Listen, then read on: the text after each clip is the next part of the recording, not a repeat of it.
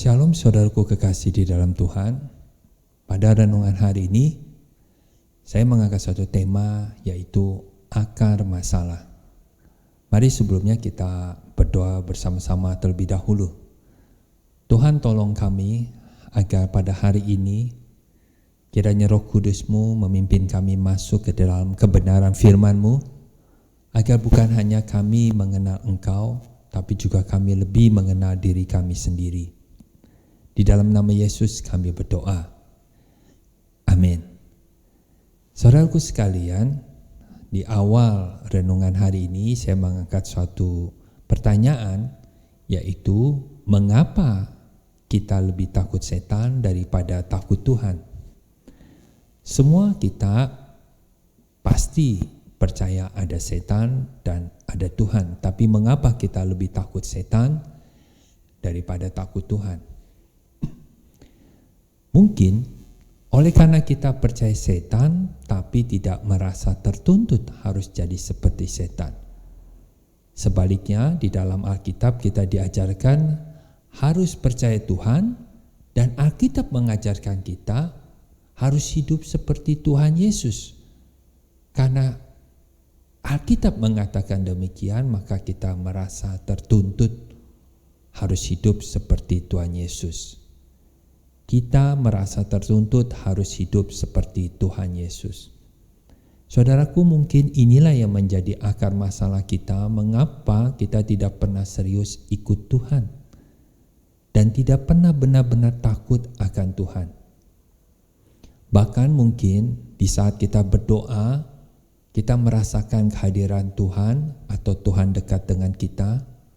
Pada saat kita ibadah, kita merasa Tuhan ada di samping kita. Tapi pada saat kita selesai berdoa dengan kita berkata amin atau kita selesai ibadah, sepertinya kita masuk tinggal di satu dunia yang lain, di mana di dunia itu tidak ada Tuhan, di mana di dunia itu, di lingkungan tersebut tidak ada yang namanya firman Tuhan.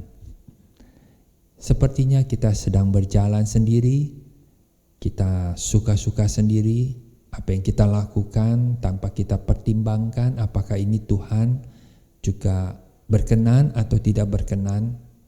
Mungkin ini yang menjadi akar masalah kerohanian kita, yang mana di sini saya istilahkannya itu kodrat dosa. Saudara, mengapa demikian? Coba kita perhatikan kejatuhan manusia yang pertama kali di Kejadian 3 ayat 5 dikatakan, tetapi Allah mengetahui bahwa pada waktu kamu memakannya, matamu akan terbuka dan kamu akan menjadi seperti Allah, tahu tentang yang baik dan yang jahat.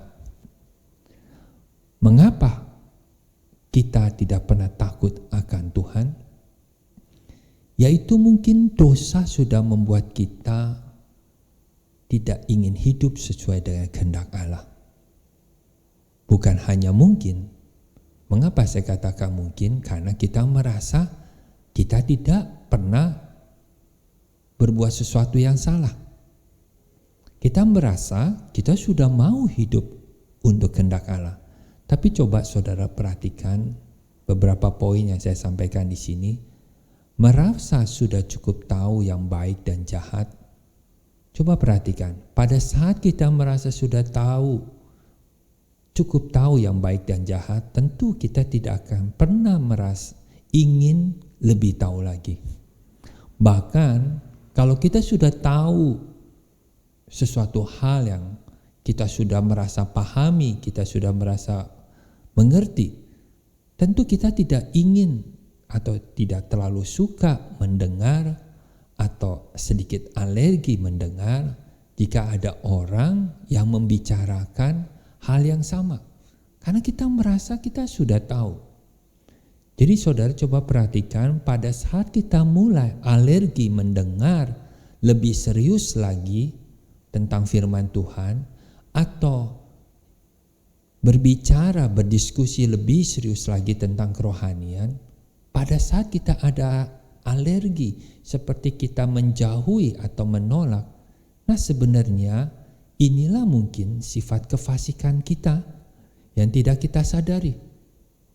yaitu di mulut kita bisa berkata, puji Tuhan, Tuhan sudah pimpin saya, puji Tuhan, Tuhan berkati saya, hari ini semua urusan lancar. Tetapi begitu ada seseorang yang ingin ajak kita sharing tentang hal yang rohani, atau ada hamba Tuhan yang berbicara atau menyampaikan firman Tuhan yang sedikit keras, kita lalu merasa sepertinya tidak nyaman atau malas untuk mendengarkannya, atau mulai kita menjauhi percakapan tersebut. Nah, bukankah ini sebenarnya adalah suatu sifat kefasikan? Kefasikan bukan berarti kita selalu berkata, saya tidak percaya Tuhan. Kefasikan juga bisa berarti seperti ini. Kita di dalam kondisi yang tanpa kita sadari kita menolak atau kita tidak terlalu serius mencari tahu. Ingin menjadi Tuhan atas diri sendiri, yaitu hidup menurut pandangan kita sendiri. Coba perhatikan dalam kehidupan kita sehari-hari, saat kita ingin mengambil keputusan, apakah kita berdoa? Saat kita marah sama orang, saat kita jengkel sama orang, saat kita merasa, kok hari ini ya, kalau bisa saya tidak ke gereja dulu. Kenapa hal-hal seperti ini kita tidak pernah mau mempermasalahkan, dan bahkan kita menjadikan hal-hal ini adalah hal yang wajar, tanpa perlu kita mempertimbangkan apakah Roh Kudus benar-benar suka, benar-benar kita ingin terus hidup seperti itu. Sekalipun ingin mencari Allah namun tetap tidak bisa mengenal Allah. Banyak kita selalu merasa tidak bisa mengenal Allah.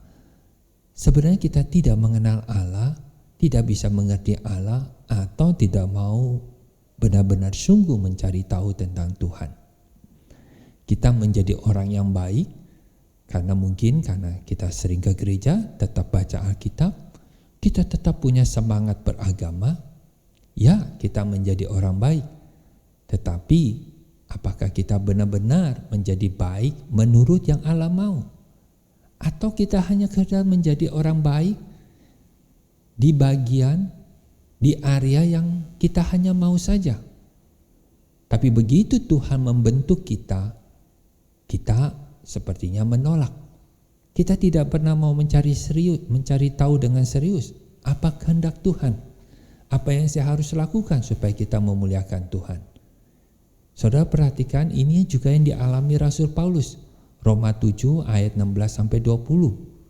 Di hati kecilnya, dia tetap ingin melakukan jauh lebih baik lagi apa yang Tuhan kehendaki. Memang dia sudah tahu hukum-hukum Taurat, aturan-aturan apa, moral yang seperti apa yang harus dia miliki, tetapi di hati kecilnya dia merasa itu belum cukup. Tapi begitu dia ingin melakukannya lagi, yang lebih baik lagi, yang benar-benar menyenangkan hati Tuhan, tetapi di dalam hatinya ada sesuatu yang terus bertentangan, suatu pergumulan yang membuat dia tidak bisa melakukannya. Maka dari itu dikatakan Roma 7, 22-24, di dalam batinku aku suka akan hukum Allah, tetapi dalam anggota tubuhku aku melihat hukum lain yang berjuang melawan hukum akal budiku dan membuat aku menjadi tawanan hukum dosa di dalam anggota tubuhku. Aku manusia celaka. Siapakah yang melepaskan aku dari tubuh maut ini? Setelah menerima wahyu kebenaran dari Roh Kudus, Paulus baru menyadari selama ini sekalipun dari segi agama dia adalah orang yang taat, saleh dan baik, tetapi dia masih hidup di luar kehendak Allah. Kebaikan yang dia perbuat adalah kebaikan yang menurut dia saja baik, bukan menurut yang baik di mata Allah. Ya, sama seperti orang muda yang kaya yang berkata pada Yesus, "Guru, apa yang harus kuperbuat untuk memperoleh hidup yang kekal?" Dia menanyakan ini seakan-akan dia kepengen benar-benar hidup menurut perintah Allah. Tetapi begitu Yesus menantang dia untuk menjual segala miliknya, dia baru menyadari bahwa sangat banyak hartanya dan tidak rela dia kehilangan hartanya. Saudara, Maukah kita benar-benar minta Tuhan pimpin agar mata hati nurani kita, mata rohani kita terbuka? Sebenarnya sangat banyak harta kita yang memang bukan selalu diukur dari uang. Harta kita bisa harga diri kita. Uang memang sudah termasuk di dalamnya. Kebahagiaan keluarga kita, masa depan kita, bisnis, karir, jabatan, studi, gelar kita, itu semua bisa jadi harta kita dan kita tidak mau persembahkan di hadapan Tuhan supaya memuliakan Tuhan. Kita berbisnis yang jujur supaya Tuhan dipermuliakan. Kita berkarir, kita sungguh-sungguh bekerja supaya nama Tuhan dipermuliakan. Tetapi kita tidak mau melakukannya itu sesuai pimpinan Tuhan.